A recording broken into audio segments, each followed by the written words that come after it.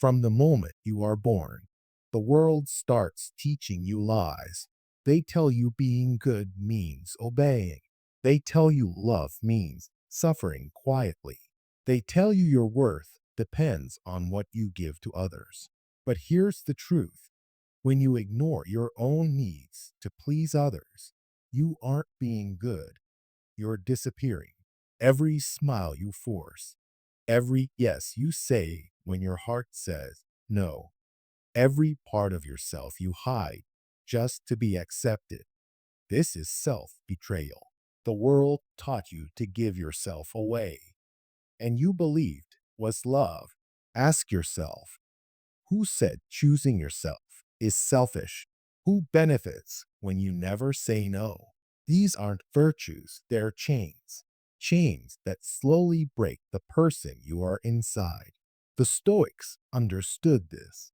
They said, if you want to be unshakable, begin within. True strength isn't in giving yourself away. It's in standing up for yourself, in protecting your own heart, in honoring your own voice. The worst kind of betrayal isn't done by others. It's done quietly by yourself. You smile when it hurts. You agree to things you don't believe in. You say yes when your soul screams no. And slowly, piece by piece, you disappear. You shrink yourself to make others comfortable. You hide your feelings. You leave parts of yourself behind just to be accepted. At first, it works. People praise you. They love you. They need you. But deep down, you are fading. You are becoming someone others can control, not someone you can live with. The Stoics didn't care about pleasing people. They cared about truth, integrity, and living according to values, not bending to expectations. Marcus Aurelius said, waste no more time arguing what a good person should be. Be one. But how can you be good if you constantly abandon yourself? How can you feel peace if it costs your self respect? Epictetus said, he who does not value himself will not think it worthwhile to do anything good for himself. If you don't see your own worth, you keep giving yourself away, hoping someone notices. That's the tragedy of self betrayal. Sacrifice isn't love. Silence isn't wisdom. Keeping the peace isn't peace. Real peace comes from honoring your own voice. And here's the hard truth. When you start saying no, life will fight you. Saying no feels rebellious. Speaking your truth feels like confrontation.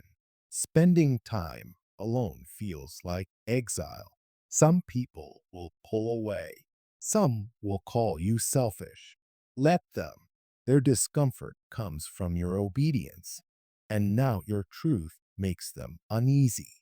Discomfort is not your enemy. It is your doorway to growth. Freedom begins when you stop abandoning yourself. Real change starts small. Don't reply to that text. Refuse that favor. Spend the night alone without guilt. Each small step rebuilds trust in yourself. Carl Jung said, the privilege of a lifetime is to become who you truly are, and you earn it by saying no to what hurts you, by standing your ground, by refusing to betray yourself for someone else's comfort. When you do this, your life starts to belong to you. You stop waiting for permission to feel peace. Peace doesn't come from others. It comes from you. The day you choose yourself, not out of defiance, but out of respect, is the day betrayal no longer lives in your body. You are no longer a stranger in your own life. You begin to feel whole, not perfect, but complete. Love can be confusing. Many of us learned a kind of love that says, give everything, endure quietly, and call it devotion. But what if it isn't love at all? What if it's dependency disguised as virtue? Sacrifice isn't love if it destroys you. True love meets you where you are. True love respects boundaries. True love honors distance.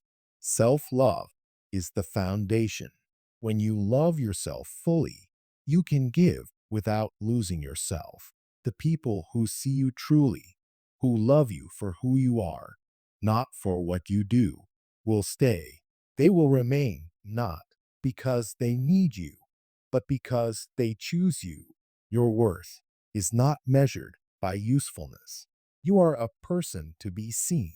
That begins when you stop being everything for everyone and start being everything for yourself. Rejection doesn't define you, it protects you. It shows what doesn't fit. It keeps you away from paths that would keep you small and pushes you toward what serves you. Pain isn't your enemy, it is your teacher. Marcus Aurelius said suffering comes from how we see things, not the things themselves. Rejection shows where you gave your power away and gives you the chance to take it back. Solitude is powerful. Life pulls at you constantly, but quiet time alone reconnects you with yourself. Boundaries aren't walls, they protect your peace, your energy, and your values. Saying no isn't mean, it's necessary. Those who only stayed when it was easy will fade. Those who truly belong will stay. Emotions come and go. They don't define you. Strength isn't feeling nothing. It's acting wisely despite your feelings. You can feel deeply and still make good choices. Self love is quiet and strong. It's choosing peace when chaos surrounds you. Real strength is feeling, understanding, and responding clearly. When you stop letting rejection, silence, or disappointment control you, you reclaim your center. You stop shaping your life around approval and start shaping it around truth. Solitude, rejection, and boundaries aren't weaknesses, they are your strength. They teach you who you are, what you value, and what you will not compromise. Living aligned with yourself brings calm confidence. You stop chasing approval. You stop rushing to be liked. You stop explaining your feelings to people who don't understand. You stop waiting for others to tell you your feelings are okay. You feel deeply, but you act wisely. You become soft and strong at the same time. That balance separates those who live stressed from those who live with purpose. Loving yourself doesn't mean you won't get hurt. It means you stop letting pain turn you against yourself. You care for your own heart. You accept your emotions, learn from them, and let them pass like waves that wash over you but don't drown you. That is freedom, feeling everything without being controlled. Change comes quietly. It isn't dramatic. It happens in mornings when you wake up and realize you don't need approval. You pause between disappointment and reaction and feel calm, not because you stop caring, but because your peace doesn't depend on others. When you become the source, things change. People who ignored you notice. Those who tested your worth respect your distance.